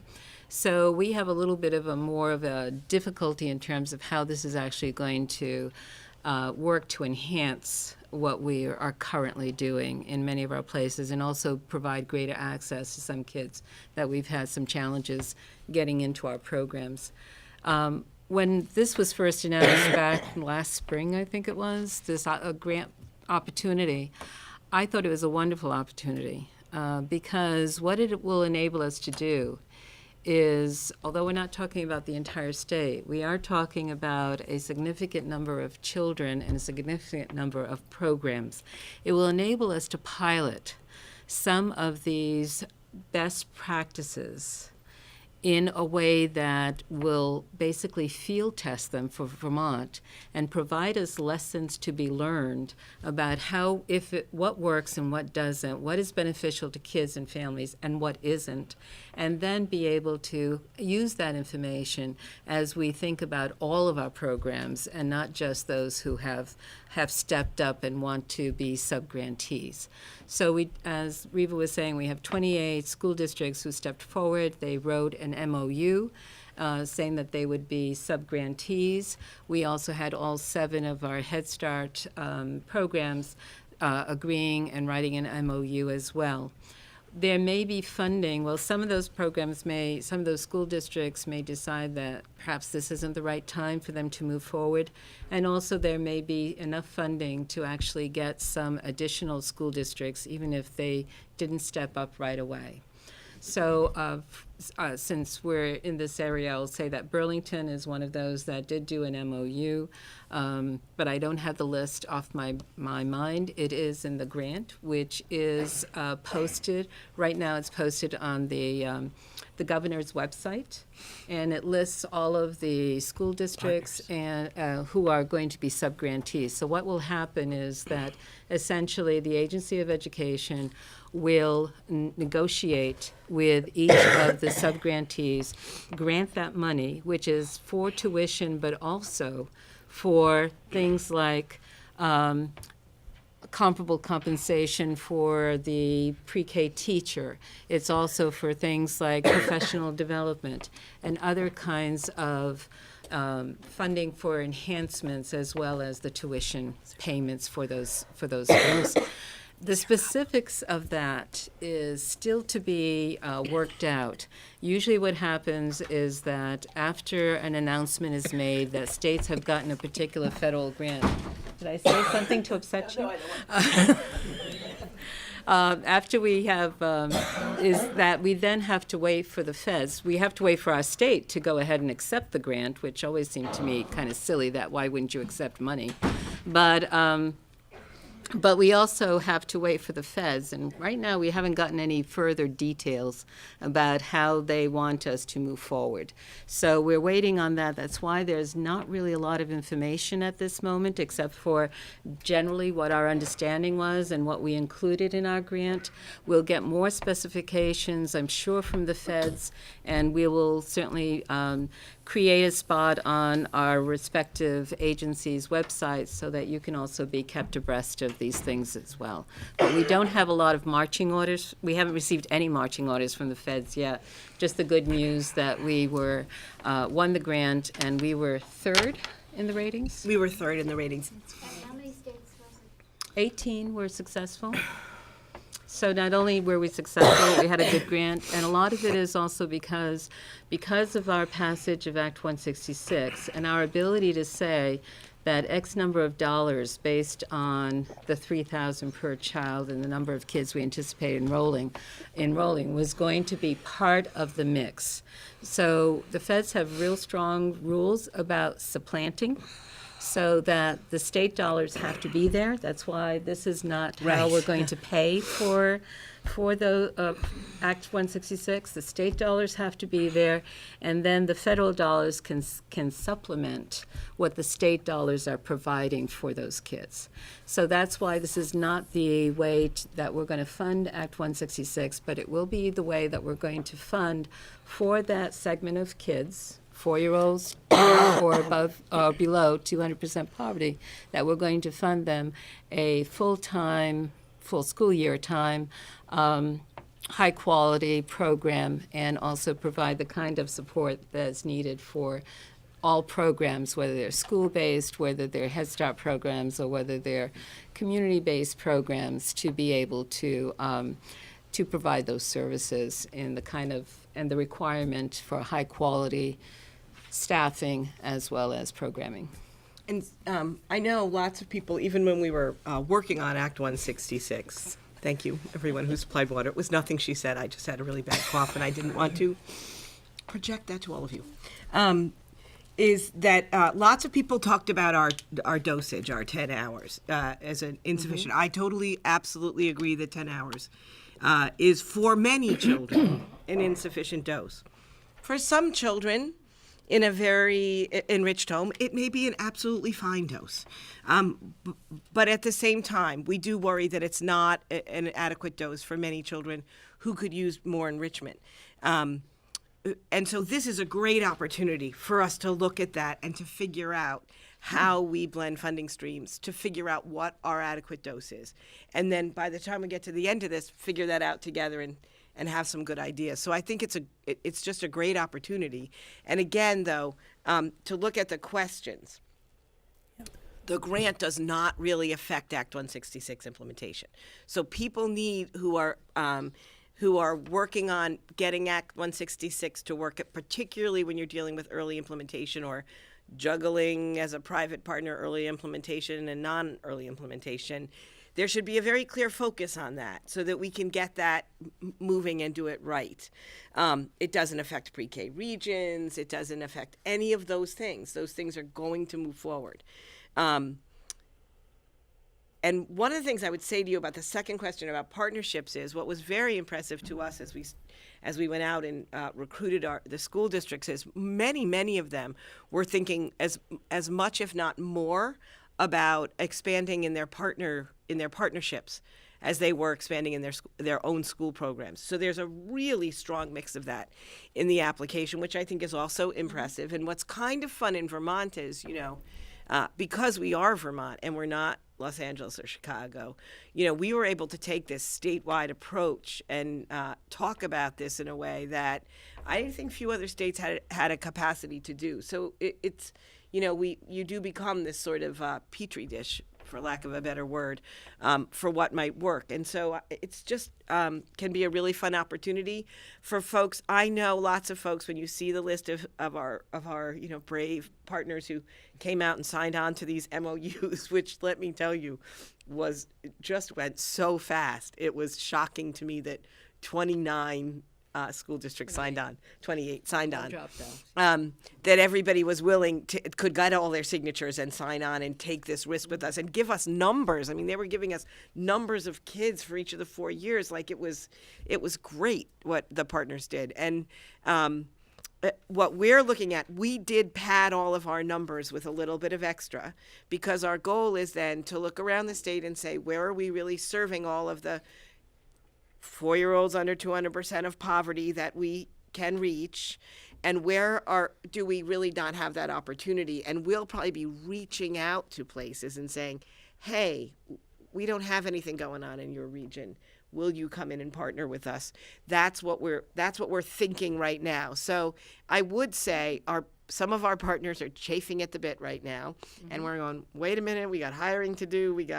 So we are going to start with regional meetings to just bring some broad information, and then once we get our project manager hired, there'll be individual partner by partner meetings as we roll that out, and we will have a whole communication plan. But right now, we got to get the money, and we got to hear from the feds, and neither of those things have happened. So this is Cynthia, and I think that the two questions that were on the board from some phone members have sort of been answered. So I just want to reiterate. So Frank had asked the question, can districts who are not currently under an MOU, could they be considered later on? And it sounds like yes, there's some Yes, capacity to later look on. at later on, not right out of the Not gate, today. but additional districts, school districts could be part of this. So thank you for that clarification. And then the other question I had came from Heidi, and she was asking the question about if school districts couldn't expand their programs via Act 166 for whatever reason right now, would the expansion grant under, it sounds like, the very specific guidelines of the children that needed to be served, et cetera, could the expansion grant be an opportunity to expand either student slots or teachers or bring teacher level funding up? And I think I heard that that might be a possibility. Is that true? I don't think that we've actually had that conversation around that piece of it. I have heard from some programs that were concerned because of expansion as a consequence of wanting to move to full day, which if they don't change the number of slots of teachers actually isn't expansion under the definition. Okay. But there are some other programs which I have heard from who are what would be really expansion under Act 166.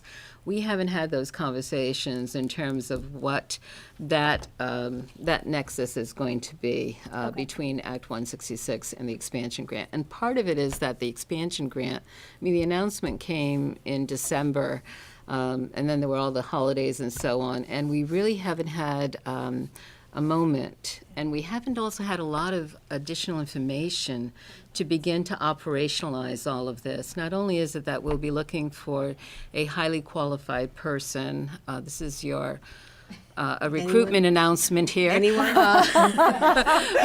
To demanding but grab fun hold of job. this, yes, with wonderful people as colleagues. You need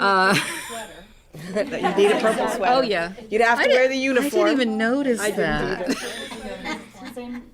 I'm noticing Marcia. Yes, I was trying to be like. Barbara too. Luann, a little bright, but that could be good. Okay, so basically, I don't think we've actually gotten out of the gate at all with the preschool. Though I do want to expansion say, grant. as Manuela said, we cannot supplant Act 166. So they cannot use these funds to implement an as-if 166. Right. I do think, I'm going to say this, and I think this is true. You don't have to be an early implementer of 166 to operationalize the grant, because remember, the grant's not universal. And that's the other thing that I think very few people, you hear this and it sounds so exciting. 4-year-olds under 200% of poverty. Literally the guidance from the feds when we started asking them questions. Again, our partners were phenomenal when we told them these answers, is that if you had it, because we of course have a goal that our kids are a socioeconomic mix, so that means we're going to have classrooms where some of the kids, we're going to ramp up these quality standards for all of the kids, and some of the kids are supported by this grant and others aren't. So we asked the feds the question of, you wouldn't really make us prorate the teacher's salary or something, would you? And they went, oh yes. we would. Well, actually, they did not answer that question online. They went and huddled for 3 days and came back and went, yes, I believe you'll have to prorate. But to me, that says we asked a question that they couldn't answer because they hadn't thought of it already. And to me, there's a good possibility that'll turn around later on. So they're scrambling like we're scrambling with Act 166 to figure out the final rules and implementation of this grant. This is a new one, unlike the Early Learning Challenge where we were the third round of grantees. So they'd been through 2 rounds of grantees and sort of had their feet under them. This is brandy new. They got it out there, they gave out the awards, and now they got to figure out how the heck they're going to do it. And it's been very quiet. So we're hoping that there'll be a little bit more flexibility when it rolls out, because some of that didn't make sense. But we looked at the worst case scenario and we wrote our grant that way. But we're hoping some of that will change. But again, none of this money replaces the obligation under 166. So say you had a mixed classroom 4-year-olds, and some of them fell under the 200% poverty level, and some of them didn't. You would still charge tuition to the families that didn't fall under that poverty level, but they would still receive the access. You could, depending on who you are. Exactly. So exactly. Yes, minus so, the so Act the 166. children who are 200% or below, they wouldn't be paying tuition. Right. The other children would be under Act 166. Those who are above income would be under Act 166. And in that particular case, it would be just like any other Act 166. They would get the tuition payment for the 10 hours, and then anything above and beyond that would be paid for by families. And then you have to figure out how to pay the I think it's Well, good. again- I think it's good for everyone to learn Excel and spreadsheets if you're going to do this work. And again, we're, the whole, that requirement to pay teachers commensurate, like that, maybe that's why I forgot it, it's interesting because that's a very difficult thing to implement in this kind of partial way. I was shocked to see it on the list. Not that I don't fully support it. I was just shocked to see it on this list, especially in a when there's an income criteria around the eligibility. So I think when that starts to suss out, I'm really hoping that prorating teacher salary, let the rising tide raise all boats and don't nickel and dime us. I'm hoping that happens. But right now they've said no. But again, that was not an immediate answer. That was they just threw, Vermont just threw us a question we can't answer. Yeah. They talked to the lawyers for 2 or 3 days before we got an answer to that question. Because we don't fit their mold. Really, we don't. We don't fit the mold, so. Again. But they're interested. So that's good. If you're going to be different, you might as well be interesting. Yeah. True. All right. Cynthia. I know. Look, you guys, again, you're making my job easy today. I have no idea. Any other last minute questions about New this person needs before a we watch. take the next few minutes just to talk about messaging? I think I've got everybody so far.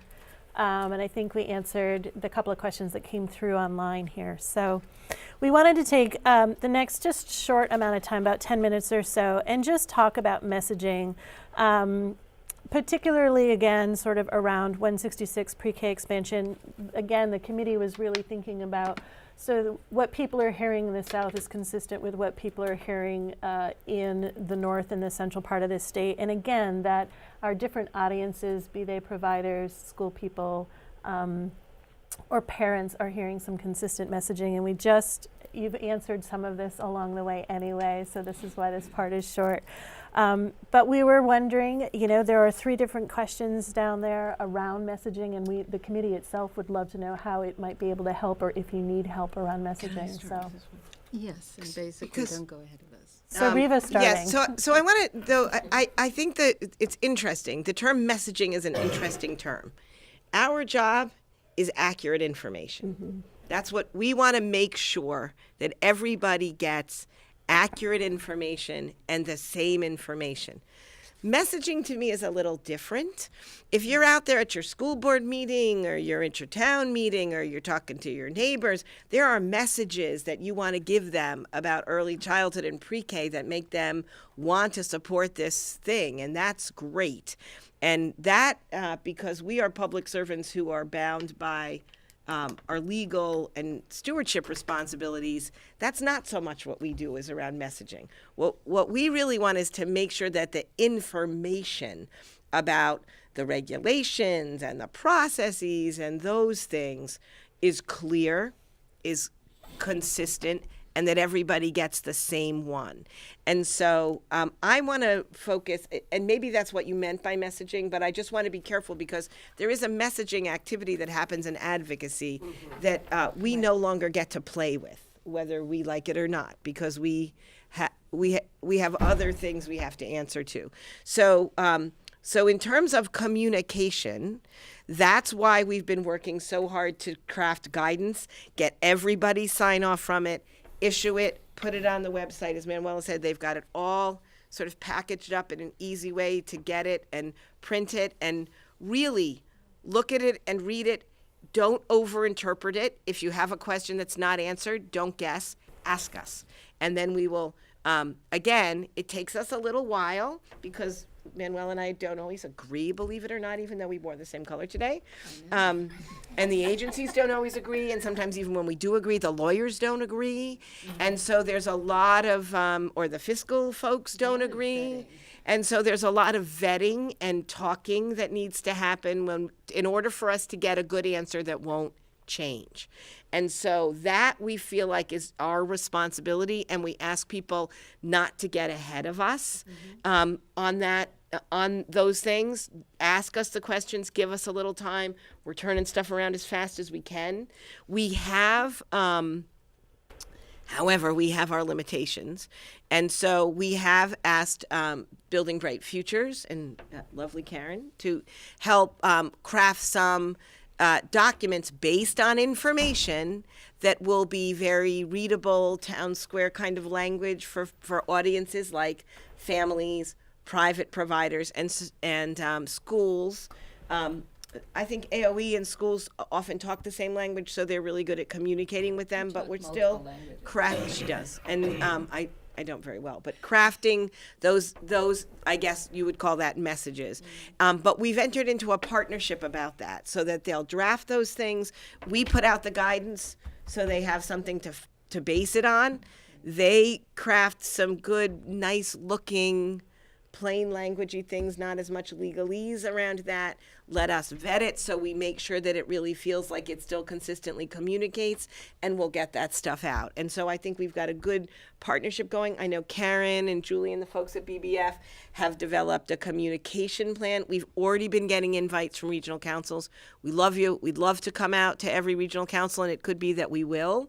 But again, we don't want to get ahead of the messaging. So we come out to somebody this week, we can tell you something. We can't tell you as much as we're going to tell somebody we're going to be at a month from now when we have more messaging. So we are trying to work with the BBF statewide council and the network to set up sort of very consistent outreach to all the regions, to get the message out there, to get information out there. And then again, very much we'd love to get out and meet with people as we go.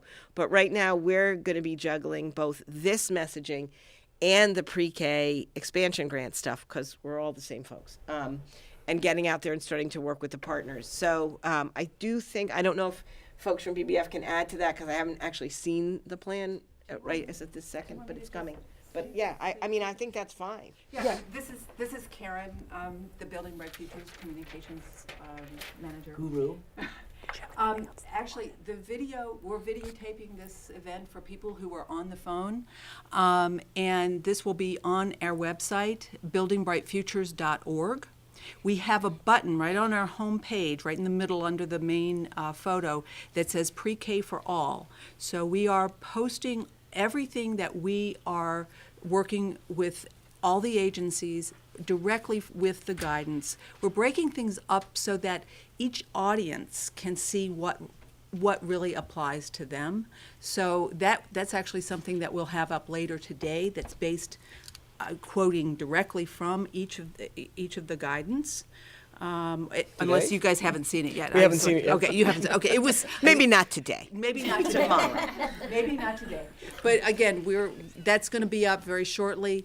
This video will be going up again as quickly as we can get that downloaded and uploaded again. So again, it's going to go up fully, just straight up like this without a lot of editing. And then we're going to be pulling this into sections as soon as we have some time to do some editing. I'm sorry? Said not even my comment about school boards. You can edit that right out. You can edit that part. So, yes. And again, it's not that we don't want to come out to the, I actually have a goal this year to get out to each of the regional councils at some point in time. It's just we kind of want to do it in a coordinated way so that we're fair to everybody and we have the most information we can when we come out to the councils and talk. And we do like to do it together when we can, because I think you just get a more, you've seen the back and forth, I forget stuff. Yeah. So I think I'm looking at the questions, and I know the time is coming to a close. But in terms of how to disseminate appropriate information, I think that everyone here, the committee and also guests, are in a great position to say about Act 166. Did you know that the pre-qualification application is up there, and you really should want to go ahead and do that? Do you know that there is some guidance up there, and there are even some frequently asked questions that could really help you? So I think directing them to these resources right now would be good, and you could do that today even. And then as more information is coming out by folks like Karen and others that are a lot more prettier and sexier. Messaging to me is always like you're trying to persuade people. We're just trying to tell you stuff. So we're not trying to be persuasive. But anyway, as that stuff comes out, also to just be keeping on top of it and moving forward with that. And I appreciate your support with that, because one of the things, having gone through the implementation of Act 62, which was passed in 2007 and began implementation in 2008, to this day, so that's 7 years ago, to this day, I still get questions about, so what's Act 62? So I think that it takes a while for people to actually get the information. So whatever you can do and be messengers for us about how people need to be paying attention to all these various things we've talked about, and where there is information currently, and we will be adding things as we move forward. And I think, things like, we do get questions from folks who said, I called my school board. They don't know what I'm talking about. Send them this and say, can we meet? And that starts the conversation on a really solid basis. Again, even as much as we try to just tell you stuff and be as clear as we can, you might read it and conclude different things. Ask us the questions so that we can keep providing clarification, and we'll keep doing that. And for folks on the phone, when Reva just referred to this, it was the guidance. The guidance. The implementation guidance. No, that's okay, just so that they knew what this was. I think that was really helpful. This is Cynthia again, and I think that was really helpful. And the questions really, as I interpret it from the committee, were actually the twofold. There is some messaging, and how could we help with that messaging and getting that out? And we also want to make sure that people have the accurate information. So it was a twofold, and I think you gave us some great feedback on that. Dana, thank you. Do you have any guidance on when this message will be given to families from the schools about the enrollment? Whether we need to wait for part 2 of the guidance to come out before, let's say as a region, we could reach out to parents through the schools saying the enrollment is open and this is how you apply or enroll rather? Well, I think it'd be important to first know which of those districts are going to be early adopters and which are not. And that list hasn't been finalized, and I don't anticipate, as I said, probably not until after town meeting and the budget is voted. Some districts have very definitively now said that they are not going to be moving forward. And so with those, probably the enrollment process will be as it always has been. And districts need to have some kind of a process for enrollment and partnership. So those things will proceed as they have in the past. But for those that are early adopters, we need to work with them so that the school districts, I haven't had a meeting like this with all of the school districts who are early adopters. I haven't had a meeting with school districts full stop, except occasionally someone will call me with a very specific question. So they are probably not as well informed about some of these things as you are. And so let's not set them up for failure or make them look bad by saying, oh, you don't have your enrollment policies yet, when they don't even know what you're talking about. So I think that some of the flyers that are going to be coming out, which are basically information about what is Act 166, I think that Karen and others are working on those, and we'll make sure that they're accurate information and those will be distributed. I think sooner rather than later, so that people are aware of that. People have, including families, have already heard about Act 166 because I get calls from families asking when can they sign up their kid. And then the enrollment process still remains in Act 166 and 62. It still remains actually at the local level. And, you know, one of the things we don't want to do is set parents up to have an expectation for something that's going to happen that then in March, if the school budget goes down and they have to change their plans, isn't going to happen.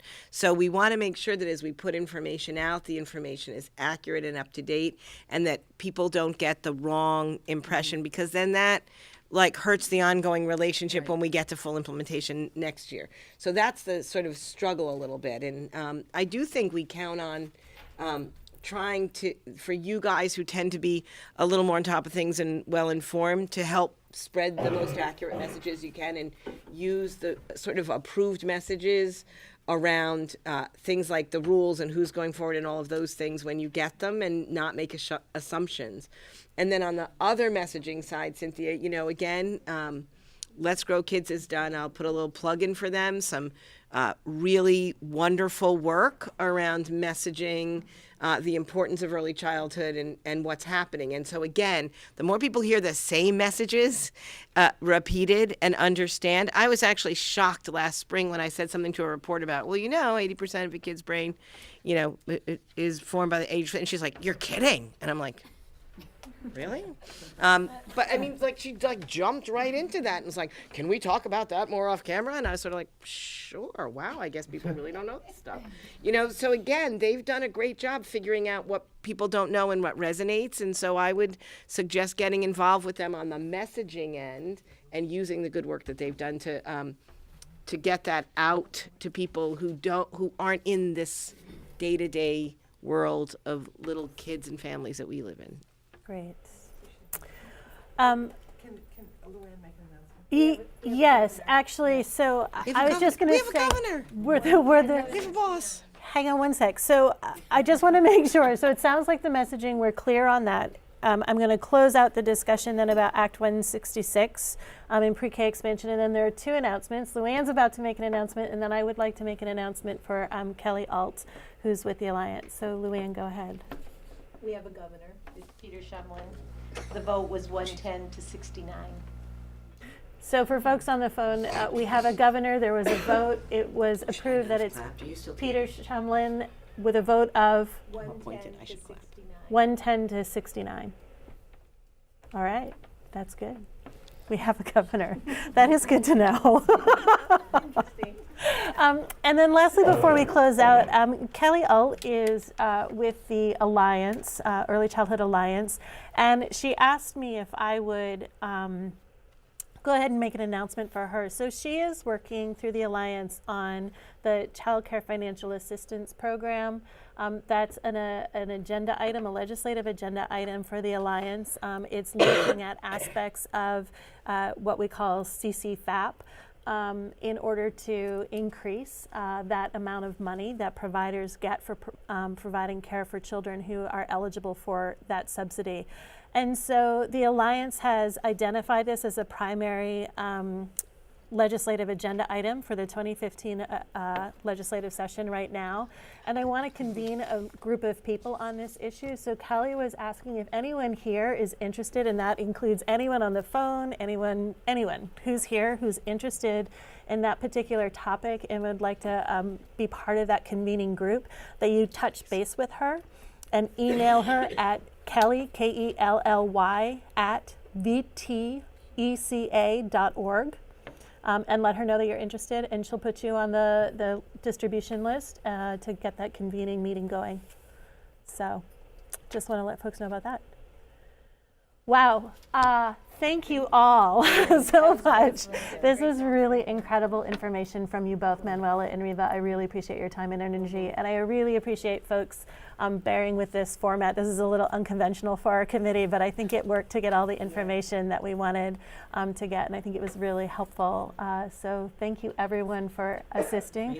And I'll just remind folks, if you had outstanding questions, I do have one that came in from Kim, which I will ask, but if anybody has an outstanding question about the topic that we were discussing today, feel free to email me. And again, my email address is cgreen, with an E at the end of green, at buildingbrightfutures.org, and I will try to make sure that we get those answered and kicked out within minutes when we're done.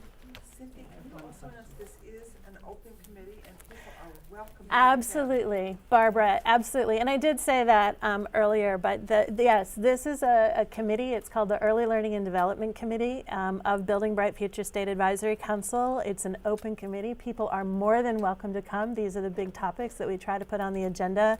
We meet, currently we're moving into a process of meeting about 5 times a year to discuss part of these larger issues that affect all of us in the early care and education community. So people are welcome to join us. In the Early Childhood Action Plan. Yes, and it intersects with the will Early be the Childhood place Action to Plan. have the discussion. It will.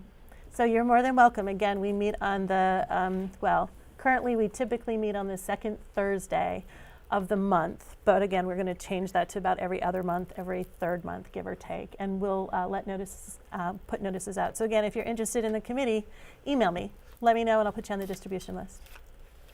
All right, thanks everyone. Thanks for all of you on the phone. I'm sorry that you were muted, but I'm glad you were with us. Bye-bye. Bye-bye. Thank you. I know.